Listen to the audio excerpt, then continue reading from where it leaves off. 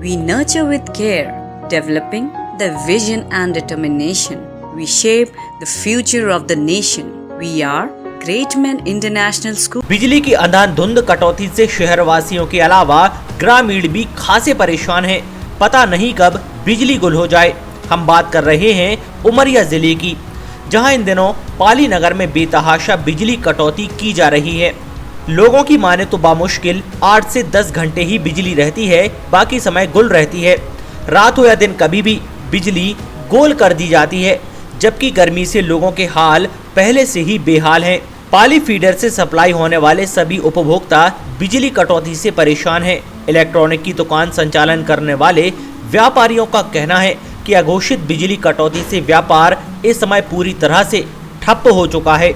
यहाँ पे पाली में आए दिन लाइट गोल होती रहती है। पहले तो अघोषित कटौती होती ही थी, लेकिन आजकल कुछ 6 घंटे 8 घंटे कंटिन्यू लाइट गोल रहती है और किसी का भरोसा नहीं है कि कितने टाइम लाइट जा रही है आ रही है।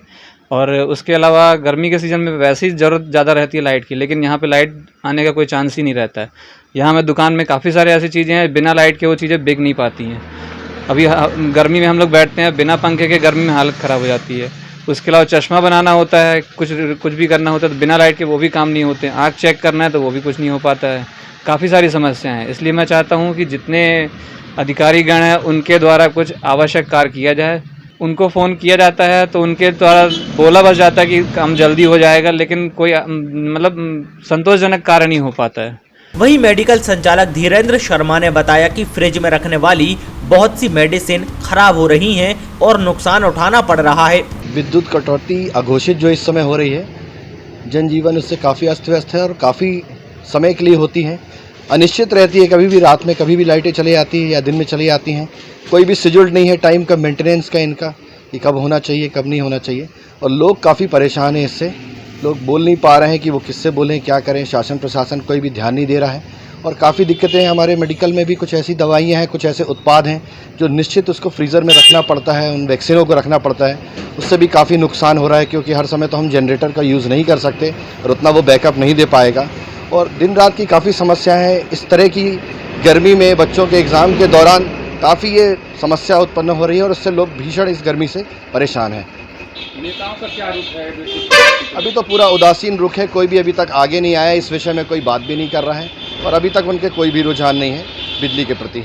और वो इस चीज़ को झेल भी रहे हैं, लेकिन पता नहीं कैसे बर्दाश्त करने की उनके अंदर क्षमता है। विपक्ष का क्या भूमिका? कोई भूमिका नहीं है, अभी किसी प्रकार की कोई भूमिका नहीं है।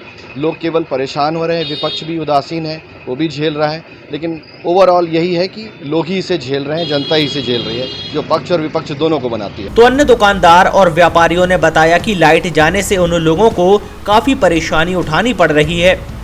बताया गया कि अगर जल्द ही समस्या का समाधान नहीं किया गया तो आंदोलन किया जाएगा। बिजली कटौती 24 घंटे में 8-9 घंटे रहती है, उसके अलावा बिजली रहती नहीं है। जब भी देखिए लाइट, आप किसी से बात कीजिए, बिजली ऑफिस फ़ोन लगाइए तो बोलते हैं कि परमिट में है, काम चल रहा है, ऐसा करके बोलते हैं। कोई समस्या का निदान नहीं हो रहा है। आपकी काहे की दुकान है? मेरी डेली नीड्स की दुकान है, आइसक्रीम की, कोल्ड ड्रिंक्स की। 8-8 9-9 घंटे लाइट कटौती रहती है, अघोषित कटौती भी बोल सकते हैं इसे। आइसक्रीम का पूरा नुकसान होता है, हमारे कस्टमर लौट के चले जाते हैं। पाली के जनप्रतिनिधि जो नेतागण हैं वो भी विशेष ध्यान नहीं दे रहे हैं इस ओर, जानकारी सबको होते हुए भी। लाइट की भयावह कटौती की जा रही है। एक तरफ गर्मी अपनी चरम सीमा पर है और बिजली के बिल में तो बराबर कोई कटौती नहीं हो रही, बिजली के बिल जनता का बराबर आ रहा है, लेकिन आए दिन 6 घंटे 8 घंटे लाइट कट रही है। और चूंकि समाज सेवी होने के कारण मैं कई गांवों का भ्रमण करता रहता हूं। अभी मैं लखनपुरा गया था, पिछले 20 दिन से लखनपुरा गांव में लाइट नहीं है, जबकि वहां से 80 से 90% लोग अपना बिजली बिल जमा कर रहे हैं। कई बार मेरी इससे टेलीफोनिक अधिकारी जे हिसाब से बात हो चुकी है, लेकिन पता नहीं आखिर क्या वो बोलते हैं बिजली बिल जमा नहीं होता है। कल ही की बात है, कल वहां के सरपंच कपूर बेग आए हुए थे, उन्होंने बताया मेरे को कि हम लोगों ने उनको लिस्ट भी दे दी है, लेकिन बिजली का जो वहां ट्रांसफार्मर लगना चाहिए, जो कि 9 तारीख को जल गया था, अभी तक नहीं लग पाया है।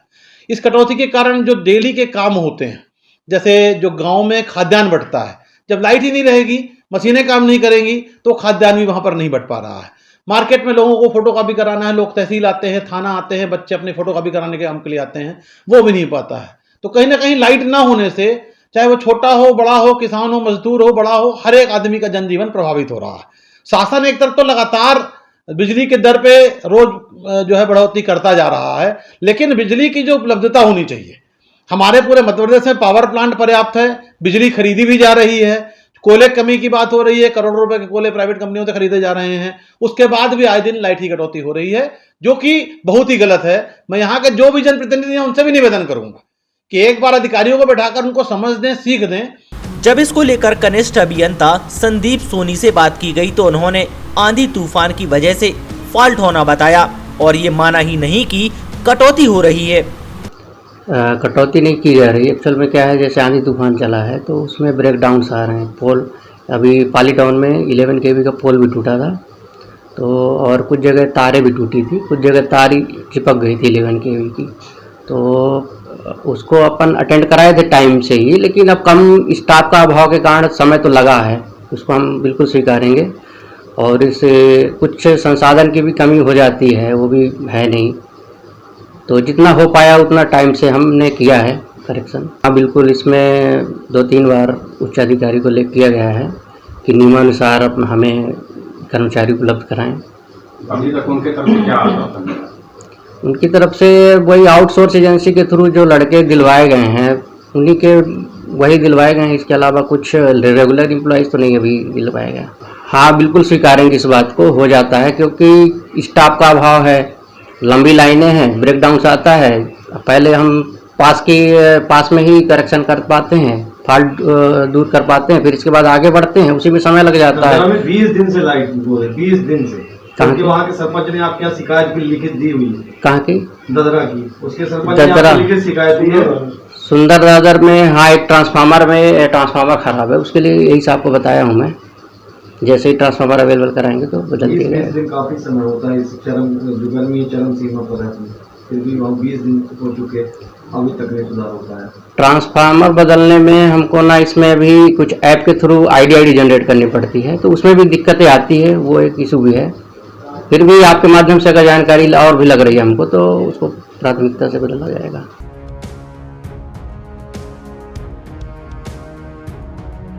उमरिया से राजकुमार गौतम, सागर टीवी न्यूज।